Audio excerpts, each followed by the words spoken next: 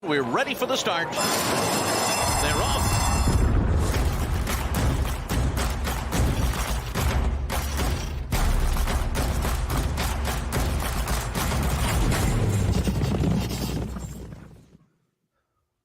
Hey there again, everybody. Welcome into It's Official, the weekly banner show where nothing's official until Jeff Siegel or I say so. Jeremy Plonk with First Bet and Express Bet, joined by the aforementioned Jeff Siegel. Jeff, I'm feeling good today. I clicked Pandora on my phone for a little music. The first song that came up, The Gambler. So I can't have a bad day today.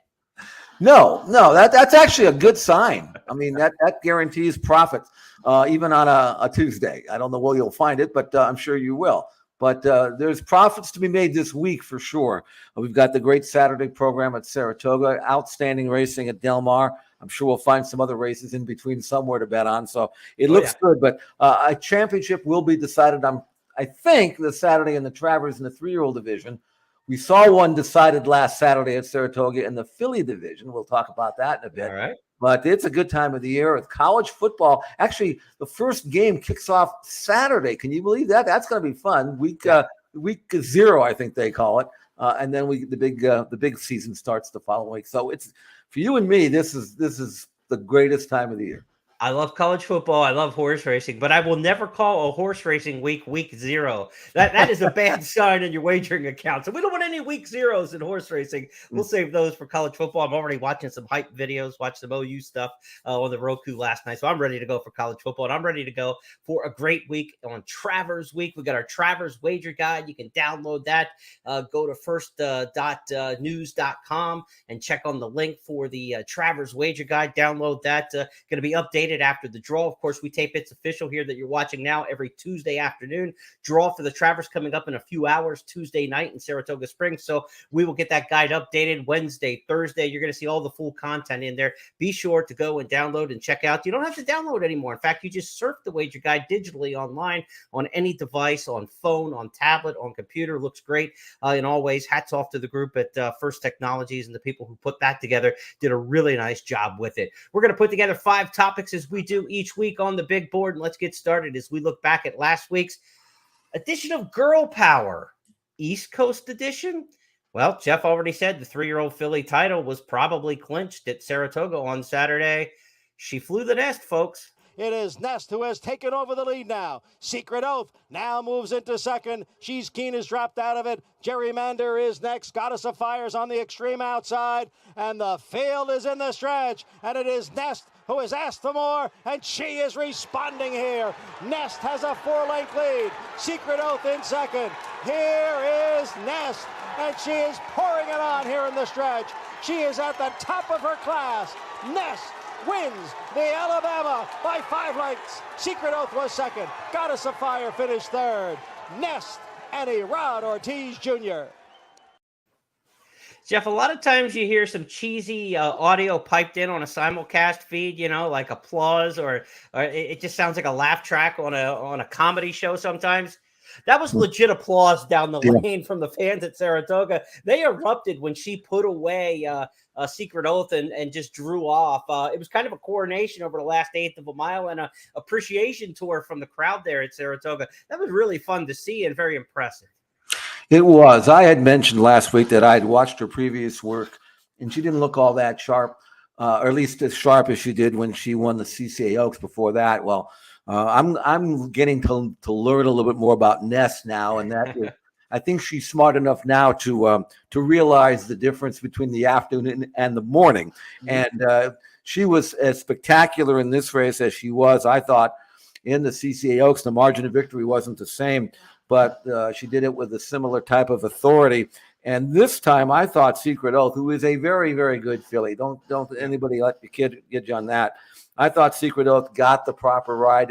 She ran as well as she could run, and still no match for Nest. And I think that's more a tip of the cap to Nest than anything else, because she's making an exceptional filly look ordinary. And Nest winning again. She's now won 6 out of 9 of her last 2. Again, I'm gonna say this again, she may have been able to win the Belmont with a better start, or at least make it close. And so her form not only is outstanding, but it's getting better by the race, as you would expect a daughter of Curlin to get. And now I think what they have to do, Jeremy, is to figure out, okay, we've got the Eclipse Award in the back pocket.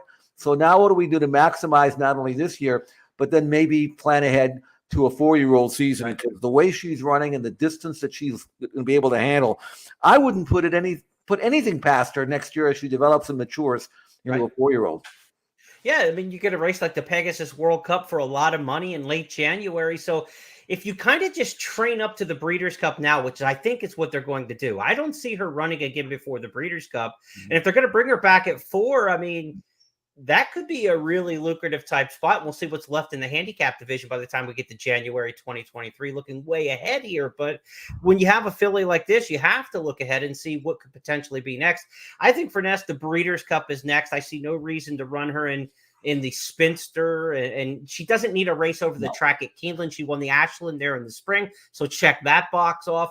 We know she can get the 1 1/8 of the Distaff. We know she can get the 1 1/4 of the Classic. The question really becomes, we run on Breeders' Cup Day. Any chance we see her in the Classic, or is this a straight Distaff play? I would think that based on what I'm expecting to see in the Classic, that they would take the conservative route and run her and win a Breeders' Cup race. And then next year, you talk about the Pegasus, but what about Saudi Arabia? What about Dubai? I mean, those are, races that she can, at that stage of her career, she may be able to win without even trying all that hard based on the projected improvement that she's going to get with the maturity and the pedigree and all that. So I think they'll play conservative this year, and then next year they'll step out and give her a chance to make a lot of money, which she certainly would be capable of doing. Yeah, and if you've got Life is Good and Flightline in the Classic and any of the 3-year-old males that we're talking about, a really difficult task. And also, too, Todd Pletcher trains Life is Good. And if he's in the Classic, he'll want to obviously, talk to his owners and try to assess their best chances in all divisions. So we expect that we'll see the Distaff next for Nest, and probably no preps in between. She's run hard, Jeff. I look back at her running lines since September 25th last year when she debuted. There's some 2-month breaks in there, but those aren't breaks in training. Those are works and just staying at the track and staying fit in between. She really has not had a break at any point. So a little bit of rest into the Breeders' Cup Distaff probably wouldn't hurt, and let some of those horses like Lotruska and others kind of bang each other up a little bit. And Clary Hare, we're going to see them this weekend running into Personal Ensign at Saratoga. Let them bang each other up a little bit, and she can come in there fresh. That Saratoga to Breeders' Cup layoff is really nothing anymore. We see it being done successfully. Well, you know what they say in the NFL, the best ability is availability. Right? And she has been available every step of the way. You say she hasn't missed training since last summer of her 2-year-old season. So they'll give her a break here, have a fresh force for the Breeders' Cup, give her another break, and then try to kill the world as a 4-year-old, which I think she will. Girl power. Nest has got it. We'll see what she can do with it. Topic 2 on the board this week. Girl power again. I don't know if we get strikes for creativity here or non-creativity, but north of the border, it was a tour de force in the Queen's Plate for the filly named Moira. As they come down to the final quarter in the Queen's Plate, the Minxter, Ironstone, and here comes the filly, Moira, and she's exploding down the outside, and in the blink of an eye has raced to the front, and it's Moira. Out in a lead 2 lengths, racing home is Hall of Dreams down the outside. But the mighty filly has devastated them. And the 163rd Queen's Plate is a big win for Moira. She is stunning, wins 6 lengths. Jeff, when the jockey's on his 4th fist pump when they cross under the wire, you won comfortably. It was a no doubt about it performance for Moira. And we've seen some fillies do great things in the Queen's Plate in recent years. Mark Cassie's had a couple. Lexi Liu, Wonder Godot. They had various resumes compared to what we see with Moira. Moira has run only on the Tapeta at Woodbine, so she's going to have to answer the question on different surfaces if she's going to contend in the open 3-year-old filly division. But she is awfully, awfully good. And compared to some of those others, I mean, she's better at this stage, I think, than Lexi Liu was. And Lexi Liu went on to run a good second in the Hollywood Derby against the boys later that same season. Well, I don't know if anybody takes this seriously, but I'll throw it out just for comparison purposes. Nest earned a 99 buyer number when she won the Alabama in the same day. And then Moira, the next day, she earned a 97 buyer. So there's not that much difference Right. on paper. I mean, Nest is clearly beating better horses, but Moira is a kind of a victim of her, her birth country. She's been running at Woodbine because she's a Canadian bred. Right. It's not to say she couldn't have gone somewhere and won other good races. Yeah. And it's not to say that she shouldn't be able to be just as good on dirt. She is by Ghost Sapper out of a mare by Unbridled Song. She is just where she is because that's where she should be. And winning of her last 2 races by a combined 17 3/4 lengths. Her buyer number, as I mentioned, a career top 97. Yep. It could have been 5 points more, but they deducted 5 points for taunting. You see, that was a 5-point penalty that the jock got. Yeah. But 97 buyer, before that 92, before that 74, before that 74, before that 71. So she's getting, just like Nest, she's getting better and faster with every race. And the way she won that race, she is ready to take on much better competition. But let me ask you this. I mean, there are races down here in the States that she could win for 3-year-old fillies. I'm thinking about races like the Cotillion, a few others. But is that more important than trying to win the Canadian Triple Crown? I ask you, how prestigious is winning a Canadian Triple Crown? Not too many people can name the last one. I think it was Wando, or if I'm not mistaken. But I mean, is that a big deal or a great accomplishment, or should they try to win a grade 1 down here? Well, Kevin Attard's the trainer, and his family's many generations of, Canadian horsemen. I mean, you look in the program and Attard, you get a lot of that family. So it's a big deal to them. And, they've gotten to go over 3 surfaces in the Canadian Triple Crown. The Prince of Wales, the race at Fort Erie, next up is on the dirt. And then they would come back to run 1.5 miles on the turf in the Breeders' Stakes at Woodbine to wrap up that Triple Crown. So it's 2 surfaces she's never been on. So the prestige is there to try to maybe go for it, and the family ties to the Woodbine racing history. But the fact, do you know that she can take on these other surfaces? But she comes to the U.S. and runs in a big race, she's going to switch surfaces too. So I don't think she's like Dance Smartly, like come and win the Breeders' Cup Distaff right now. But I think this is a very serious filly. I think she's, by Ghost Sapper out of an Unbridled Song mare. Divine Aida, her dam, did win an off-the-turf graded stakes at Gulfstream Park during her 3-year-old year. Then she didn't handle the big races for the 3-year-olds, the dam, on dirt. She ended up becoming more of a turf horse. But, you get that Ghost Sapper, and that's a very versatile pedigree. And you know that you can be fast, you can get some distance, you can get dirt. There are options for her moving forward. I don't think they come quickly, though. I don't see them coming to the U.S. to take on the Spinster and try to get to the Breeders' Cup. Right. I think they'll stay the Triple Crown Trail in Canada, but we'll have to keep our eyes out for it. But, I think Moira's pretty good. I mean, Wonder Godot kind of, comes to mind as a good 2-year-old or a 3-year-old filly who won the Queen's Plate and was very good in the U.S. Wonder Godot was, on that Triple Crown Trail for the fillies, for the Oaks Trail, Fairgrounds Oaks, those races, and was very competitive before she went to the Queen's Plate. So while Wonder Godot is more of a first half of the year horse, remember, she ended up running what? Wonder Godot was second in the Breeders' Cup Distaff. She ran a big race in one of her appearances. So these horses can be competitive, but this is a good crop of distaff horses, very good crop of 3-year-old fillies in the U.S.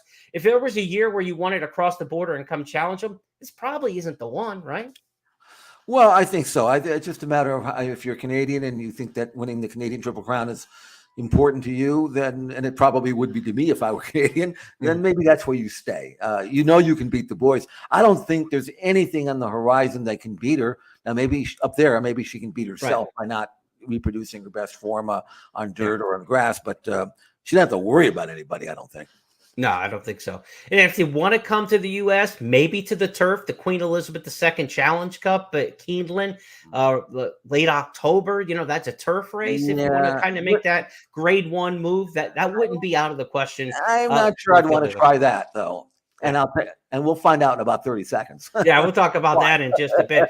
Hey, want to have a little fun with Moira, though. Of course, fans of the comedic series Schitt's Creek know that Moira Rose was the namesake for this Canadian-bred filly, the eccentric character played by Catherine O'Hara. So Moira winning the Canadian version of the Triple Crown got me thinking, about the famous names of horses who have won our big races here stateside. And you don't have to go very far on the Kentucky Derby Trail, Jeff Siegel, to find horses, Nyquist and 2016 won the Kentucky Derby, named for Gustav Nyquist, the hockey player you see there. And then you see that handsome man Sting and the young man next to him. Well, that's Giacomo Sumner. That's Sting's son. And, of course, the horse Giacomo, the 2005 Kentucky Derby winner, named by A&M Records founder Jerry Moss, a friend of Sting, a lifelong friend. He named Giacomo after his son. And, of course, he went on to win a Derby in 2005. But, Jeff, I got a little trivia for you. This is the ultimate flex in horses named after people, okay? Okay. I'm going to ask you to name this horse. And if you can't name this horse, I'll ask you to name the rider, the trainer who's on him. Well, it doesn't look like it.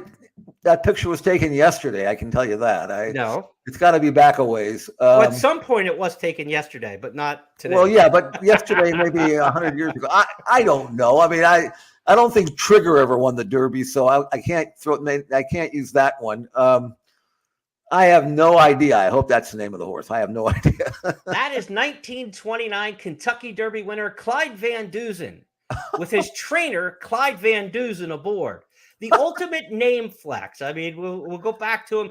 Clyde Manduson was a 1929 Kentucky Derby winner. For a lot of years, he was the trivia question of the last gelding to win until Funnyside won. Clyde Manduson was named in honor of his trainer, Clyde Manduson. Where you see this horse in photo then is in his retirement. After the horse was retired, Clyde Manduson, the trainer, bought the horse off the owner and used him as a stable pony. So there he was, riding his namesake, who won the Kentucky Derby for him as a trainer. I mean, Moira, named for Moira Rose, is nice, but there is no bigger name flex in the history of big races than Clyde Manduson. Okay, you got me there. I wasn't born quite yet, so I missed that one. But when you said 100 years ago, you weren't that far. Well, I mean, it looks like it anyway. 95, 96 years ago. Right. Okay. Back to the big board we go, and our creativity is unmatched this week. The girl power went to the east, the north, and now we're going west because Jeff hinted at a filly 3-year-old on the turf who was awfully impressive in the Del Mar Oaks. Let's go to Trevor Devon. 3/8 to go in the Del Mar Oaks, and Cairo Memories kicks for home, but Spanderella immediately hooks out and comes to take her on. And Spanderella in the white cap now taking on Cairo Memories, top of the lane in the Oaks. These two come for home together. Bella Bella's trying to get involved from third. Homeward bound, and Spanderella just sweeps on by and opens up on them. And it's Spanderella striding away. 4, 5, 6 could not have been more impressive. Spanderella turns it into a procession. Finishing second was Ballabelle. Third was Cairo Memories. Very close then for fourth. So from Nest in the east to Moira in the north to Spanderella in the west. Jeff Siegel, how impressed were you with this 3-year-old filly on the grass?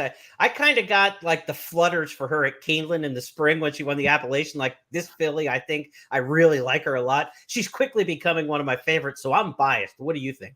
Well, like I mentioned, Moira, you mentioned maybe running her at Keeneland in the QE2, but after watching Spanderella, who's going to go there next?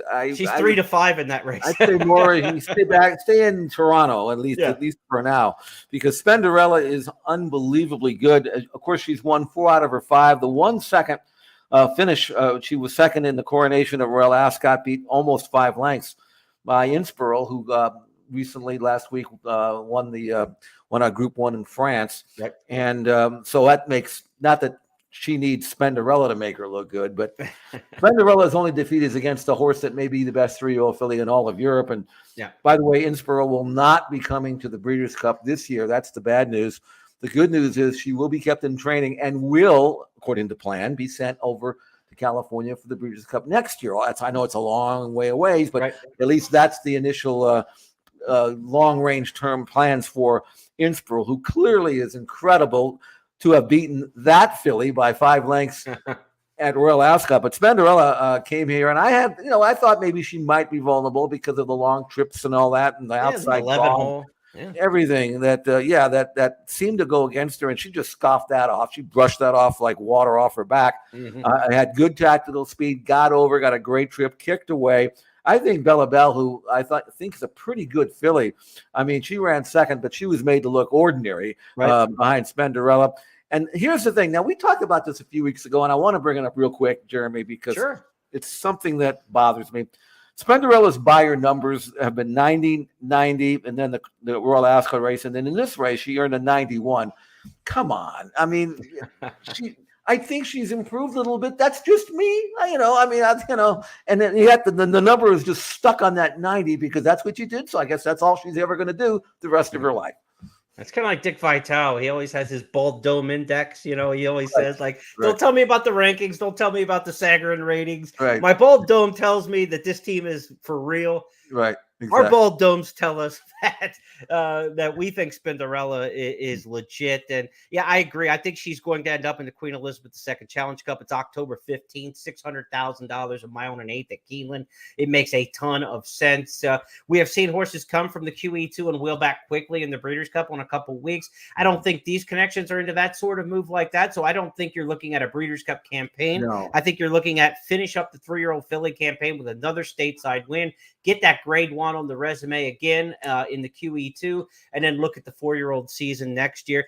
She reminds me of Mean Mary a little bit in her running style, but Mean Mary was a late developer and more of a 1.5 mile type horse for Grand Motion. Right. And I was trying to come up with a comparable to her, and she's a lot like Tepin, but she's a faster developer than Tepin. Tepin was 0 for 4 as a 3-year-old and didn't get good until her 4-year-old season. But she's got that international mojo where she went overseas. And, of course, Tepin got the victory overseas. But their running style, their quality, trainers Cassie and Motion kind of remind me of each other in terms of their levels of success and the kind of horses they have success with.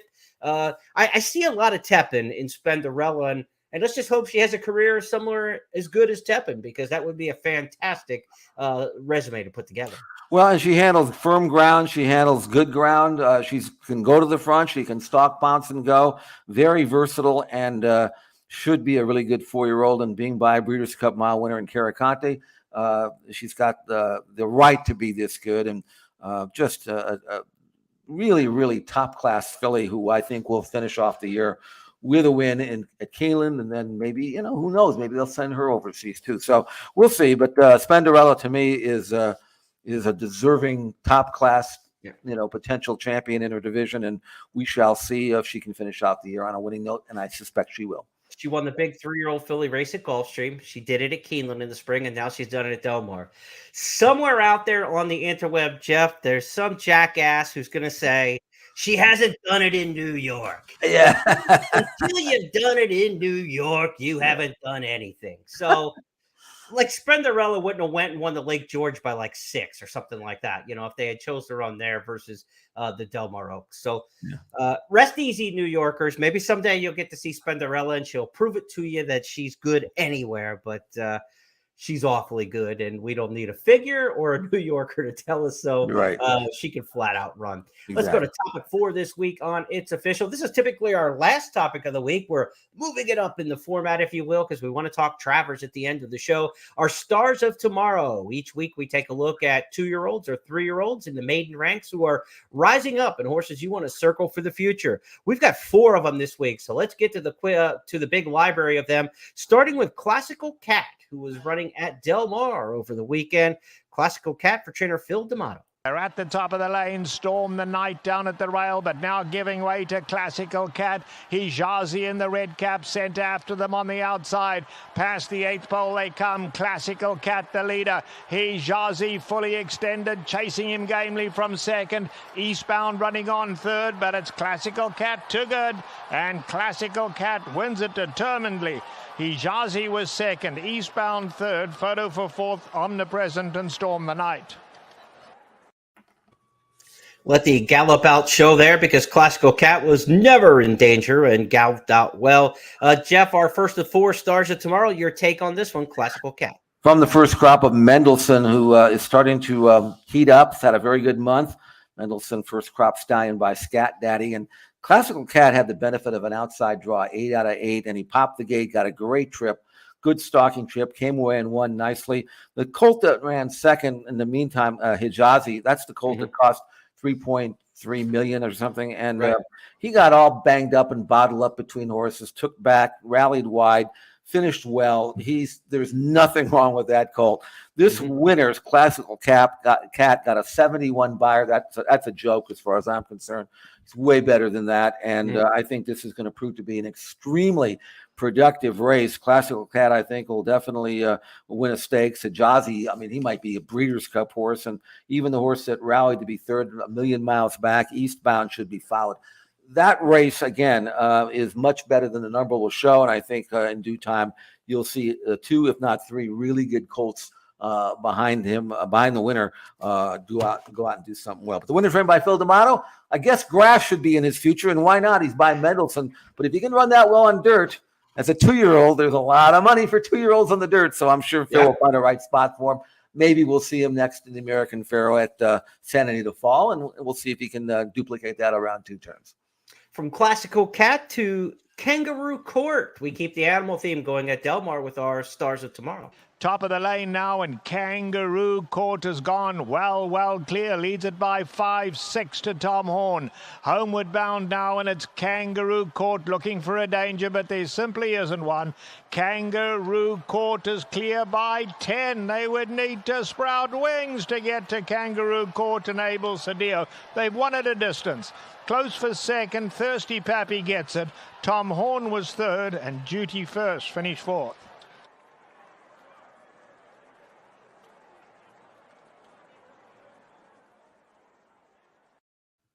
And again, wanted to hold the gallop out there to just show you how far Kangaroo Court galloped out in front. And Jeff, anytime I get Trevor sprouting wings in a call, I'll take it. I mean, that was the quintessential they need to sprout wings. You talked about Hijazi earlier, the $3.3 million purchase. This one, I believe, was $7,500 at the last time it was sold publicly at auction. So you can win with all kinds. It helps to have the best stock, but this stock was okay too. But you had to go to Arizona to find this horse. The Arizona sale in November, which I don't even know what that is. But anyway, $7,500. And by I believe he was a New York sprinter named Dad's Cap. Yeah, he was. This is a 2-year-old gelding. And I saw Timmy Actine the day after the races. I said, you won by 14. You ran faster than that $3.3 million thing of Baffert's an hour before the same day. He thinks his horse might win the Breeders' Cup. So I assume you're going to go to the Breeders' Cup with Kangaroo Court. And he said, no, there's a Calbred race here. They're called the I'm Smoking that I'm looking at. I'm smoking. All right. So, but he actually had run really well in his debut behind the Big Wham, who's a really nice colt, and kind of tipped his hand there. And then Kangaroo Court comes back and wins this race. But again, the 81 buyer number to me is at least 6, 7, 8 points too short. So don't worry about that. He'll come back. There's not a Calvert out there that can warm him up. And eventually, he'll have to, step out of his division. But I remember the same thing was said about California Chrome when he was beating Calbreds. Oh, he's only beating Calbreds.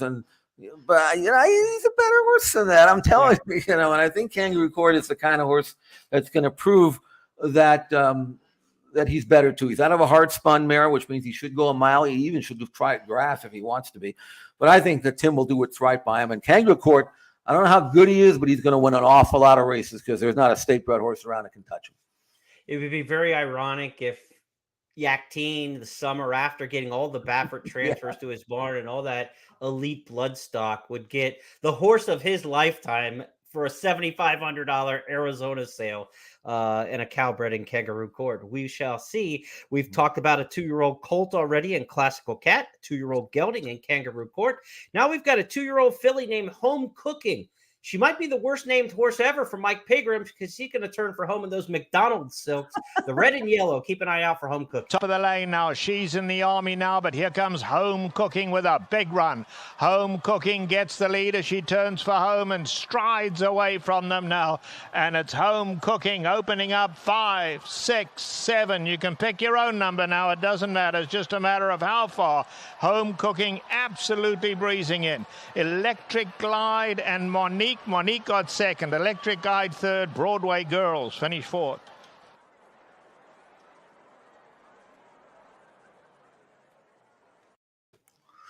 This is one who didn't gallop out with quite as much gusto as we've seen with some of the others. Jeff kind of passed the wire and was shutting things down a bit. Maybe won't go long, but by honor code, this is a horse who's probably 7 furlongs to a mile, could be probably really effective at some point in time. What's your make on the 2-year-old filly honor home cooking? This one is a Bob Baffert training.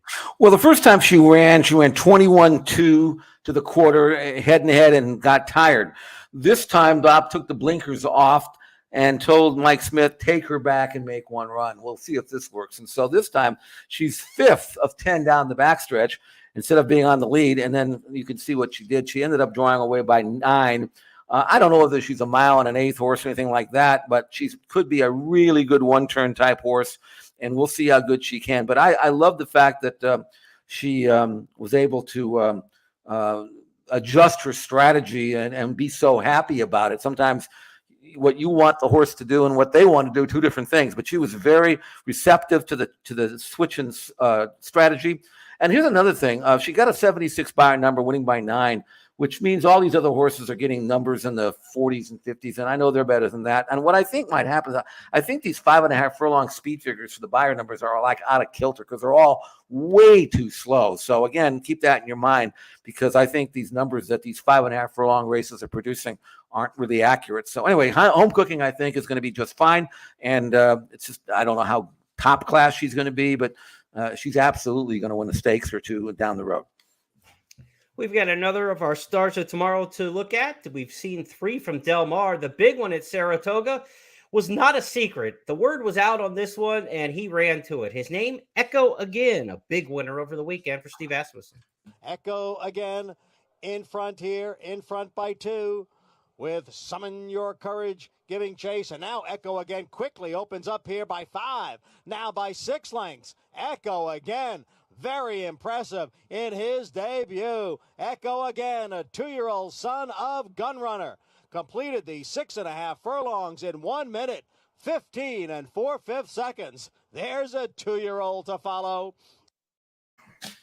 Well, that's why we call him Stars of Tomorrow, John Embrial. He set us up with that and teed us up, Jeff Siegel. Your thoughts on this very impressive win by Echo Again? This is kind of the 2-year-old everybody's been waiting for at Saratoga, I think.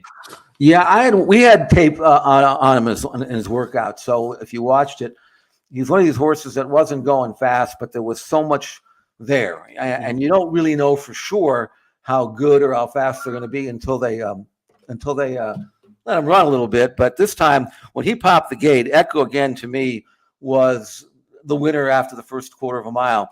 And because of that, it was just a matter of what he was going to do from the quarter pull home. And he ended up winning by almost 7 lengths. He was spectacular in victory. And what I think is what's important here is he went 6.5 furlongs. And that's more than 6, obviously, which gives you an idea that he's not some fast sprinter who's going to be life and death to get an extra 1/16 of a mile. He drew off and won. The number was very, very strong. He did it with a ton left in the tank. Steve Asmussen, by the way, he's my gun runner. I thought maybe that might drop that in there too. But Steve was talking about how his brother thought this was one of the best horses he'd ever broken, and he sure ran like it. And forget about the hopeful. They'll pass that up, and they'll probably wait for something like the Champagne, I would think, and then the Breeders' Cup. But right now, based on the 94 Bayern number that he earned, based on his pedigree, based on the way he won, based on how much he had in reserve, I'd be hard pressed to find a better 2-year-old in the country right now than Echo Again.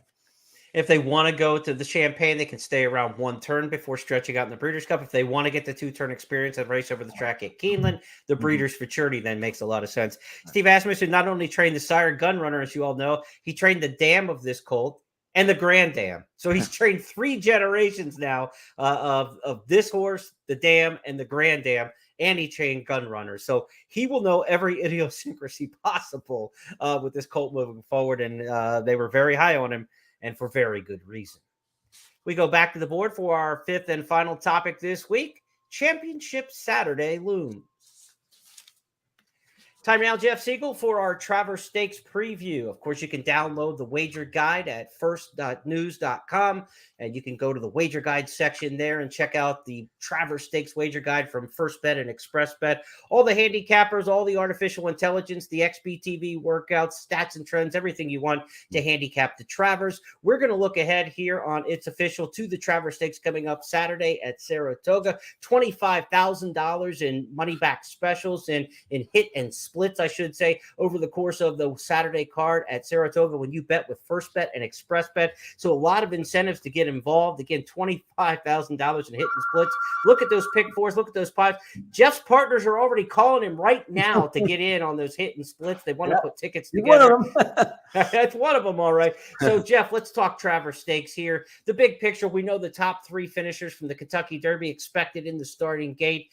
Rich Strike, you've got Epicenter, you've got Zandon. You throw in the Preakness winner, that gives you a big four. Then you throw in the only two-time Grade 1 winner in this crop right now, which is Cyberknife, who won the Arkansas Derby and the Haskell. You've got a big five. This is a very, very good edition of the Travers Stakes. And it's good because it's competitive. It's not like it's good because we got one great horse and a bunch of horses that are going to make them look good.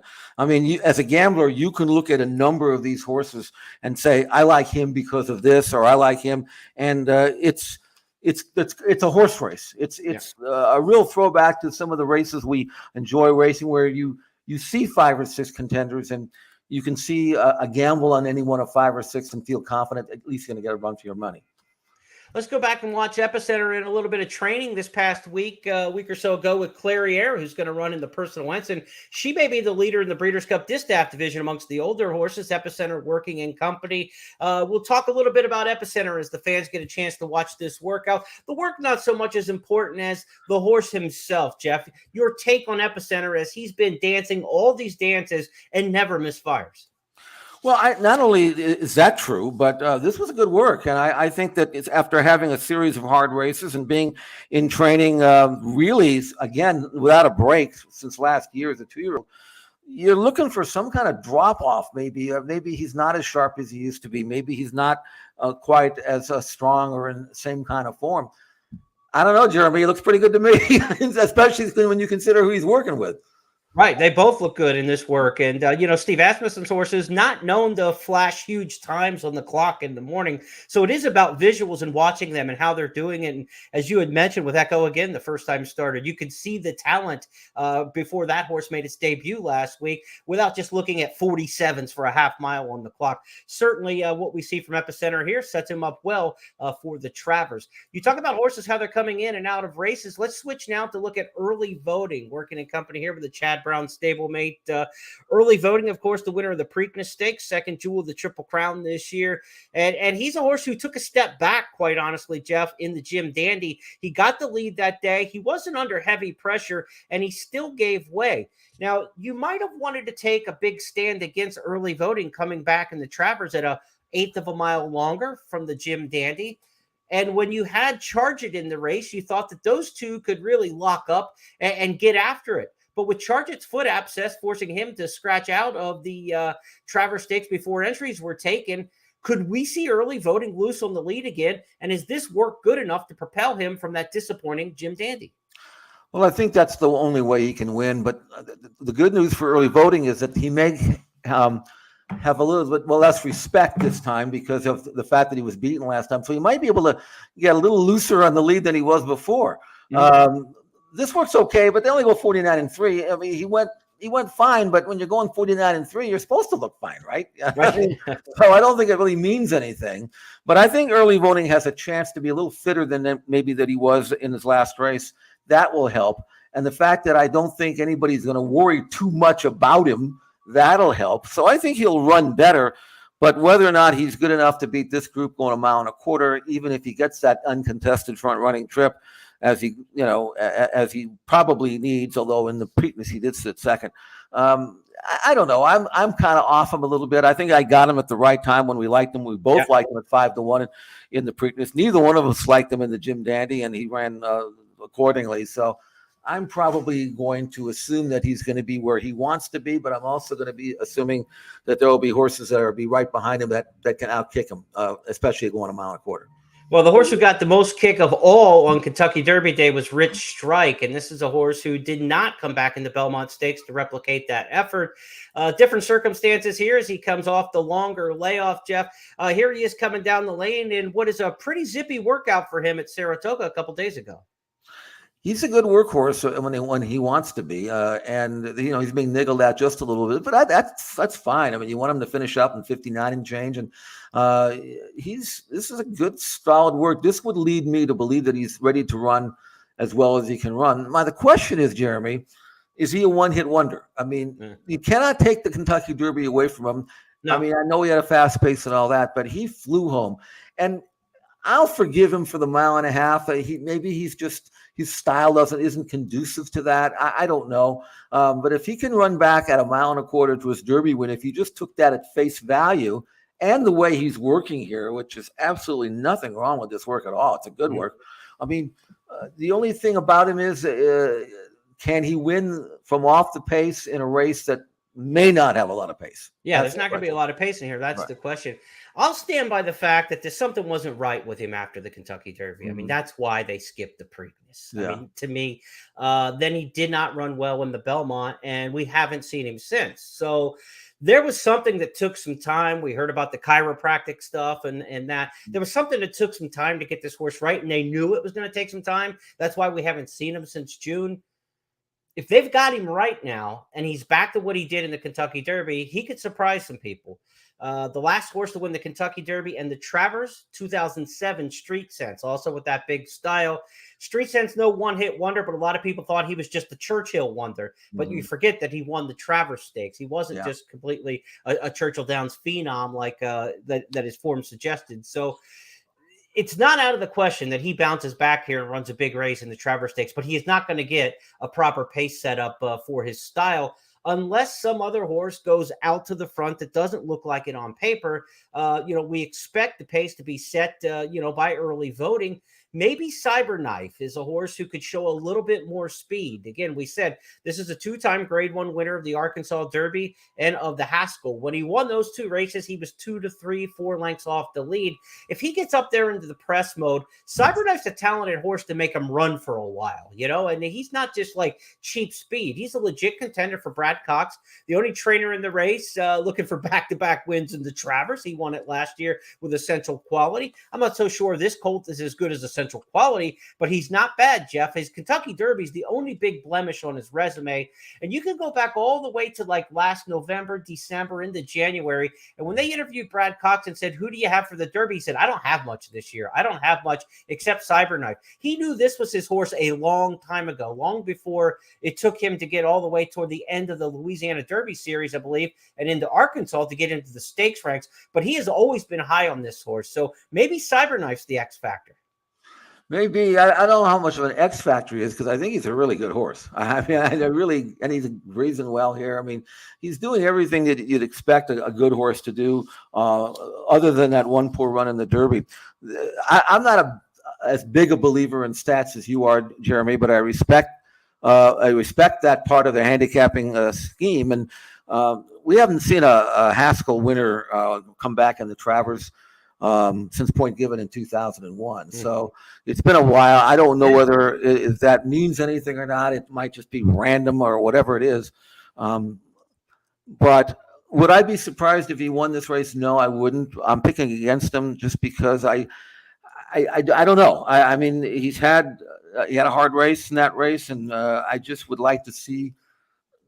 Put it this way: I'm going to go with a different horse because I think he's a little fresher and coming up to the race better. But if you were or anybody wants to get into debate about Cyberknife and why he should or shouldn't win the Travers, I'm going to step out because I like him as a horse. I think he's a great looking horse. But I have to figure out between now and Saturday why I'm not keen on him, and I can't put it in words yet. I don't know what the word is. Maybe it's that Haskell streak. Maybe it's something else. But it has nothing to do with how good I think the horse is. Colt's really, really good. We'll tease everybody to check out that first and express bet Travers wager guide for Jeff's final analysis, my picks. Eddie Olczyk's got the handicapping analysis for the Travers race. We've got all of our handicappers from XBTV and across the spectrum from Gulfstream and around the country. So a lot of thoughts going into that Travers wager guide and final picks. Jeff, do you want to go on the record now, or do you want to hang out for another day? Oh, I'll tell you what. I've got a horse we haven't even mentioned. So, well, let's bring it. Okay, I'm going to do now. Recognizing that I know this horse has never run a race good enough to win, but that's what 6, 8, 10 to 1 shots are made of, right? Because they haven't done it yet. Right. I love the way Arturis is coming up to this race. He reminds me so much of Arrogate when he won the Travers. He was 9 to 1 because he had never won a race at that level. But I thought he hasn't won one, but that doesn't mean he can't win it. Arturis has only had 3 starts. Every race he's run, he's won much better. I loved his race in the Curlin. I know it's just a restricted stakes, but he's got that great stalking second flight style. He'll run forever. And oh, by the way, he is by Arrogate. So, and Chad Brown and Juddmonte and by the way, and I figure if Ira Ortiz gets into a stretch duel in the last 16th of a mile, and he's got 5 horses to beat on both sides, he'll wipe them all out and win. So, or find a way to do that. You didn't go there, did you? No, it's a joke. I don't want a blinking number in the Travers. I don't want any numbers blinking on the board. I agree. I'm just kidding. Actually, I'm being sarcastic for all the people who think he is a little bit too rough. If I'm betting on him, be as rough as you want to be. But anyway, Arturis, to me, has a really good chance to pull off an upset. I'm not completely committed to picking him until it shows up in the guide. But right now at the price, I'm kind of leaning towards the fresh face because I'm not completely convinced. And Jeremy, you can do all the convincing you want. Maybe you'll win me over. But I'm not really sure that the Jim Dandy was that great a race, even though Epicenter sure looked good winning it. But I don't know. We'll see. I just like Epicenter's consistency. I know he's going to bring his race, and it might be good enough for second again. But I just trust him more than I do any of the other 3-year-olds in the Rock right now. I mean, you look at his form; he's as consistent and as genuine as you can possibly be. You're going to get Epicenter. The question I have is: are you going to get a better version of Epicenter, or you're just going to get Epicenter? I don't know. Well, if Artorias is Arrogate, they're all running for second. So the AR part of it, he's got that down. If he I don't think he's Arrogate, but he might be good enough to win here. For more on the Travers Stakes, be sure to check out the blog section, expressbet.com and news.first.com for our wager guide.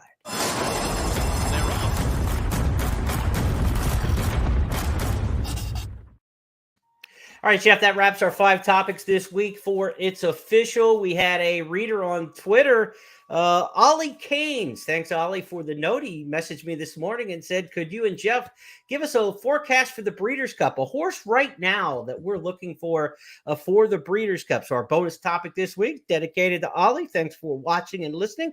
Anybody ever has any requests they want for the show, be sure to check us out on Twitter. He's at J. Siegel Racing. I'm at Horseplayer Now. Jeff, I'm going to go a little bit crazy on my Breeders' Cup projection, so I'm going to let you go first. All right. Well, I'd like to find a bookie or somebody that give me an over and under on the number of euros that are going to come over and win it. I think maybe 3.5 might be a good number there. But in terms of horses, I went over all the races and I didn't find anything. Now, you found one. I won't steal your thunder, but you found one that'll be a huge price. But I didn't find anything that I liked at this stage that I thought was going to be a big price. I won't say all the favorites are going to win. I'm not saying that at all. But I'm trying to find, horses that will be decent prices. Because if you're talking about a future book bet, you're probably looking for a price. But I know there's a lot that's going to happen between now and November. But it is hard for me to envision anybody beating Echo again as a 2-year-old, even though he's only had that one start. Because my theory is that whatever he did in his maiden race, that's just scratching the surface. Now it's just a matter of staying healthy enough, to get there. And that's true with all horses, I guess. But I've seen some nice colts out there. I've seen some nice colts in California. Echo, again, to me, is extraordinary. And given his pedigree and everything else I like about him, I mean, if he doesn't go backwards and doesn't get hurt, I think he wins the Breeders' Cup Juvenile right now. And I think if you had to pick one horse in a division who I really feel best about, it's Jackie's Warrior in the sprint. So Steve Asmussen could be sitting on 2 favorites in 2 divisions and have himself already kind of a bingo space kind of weekend where he's got a couple not to worry about quite as much, and some that you'll have to stress over. But I'm going to give one long price for Ollie and the listeners out there for a Breeders' Cup Dirt Mile. He just won last weekend at FanDuel Racing in the St. Louis Derby. His name is Rattle and Roll for Kenny McPeek. I get the feeling the Dirt Mile division this year, that race typically either has a superstar fast horse in it or becomes the consolation prize for people who don't want to run in the Classic, and you get some second-tier 3-year-olds in it, that kind of Breeders' Cup Dirt Mile. I think that's the kind we're leaning towards this year. I loved Rattle and Roll as a 2-year-old last year, the race he run going 2 turns at Keeneland. Kenny McPeek's not afraid to take a shot for the money. And I just get a feeling this is a horse for course at Keeneland who's coming around now to a good race.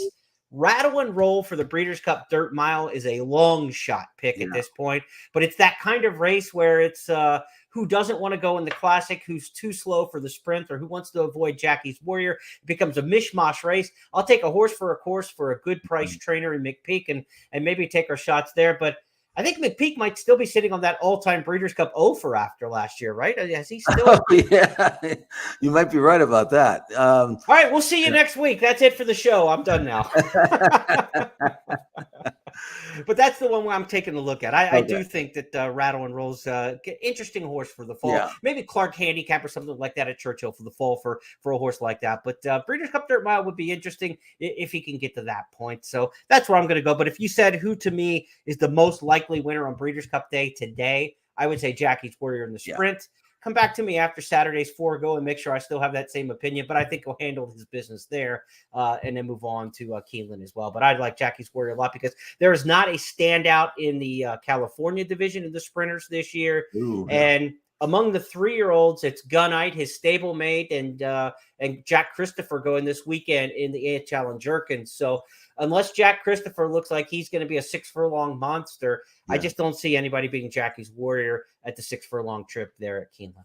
Yeah, I agree. I think I think he'll put on another exhibition on Saturday. It'll be fun to watch.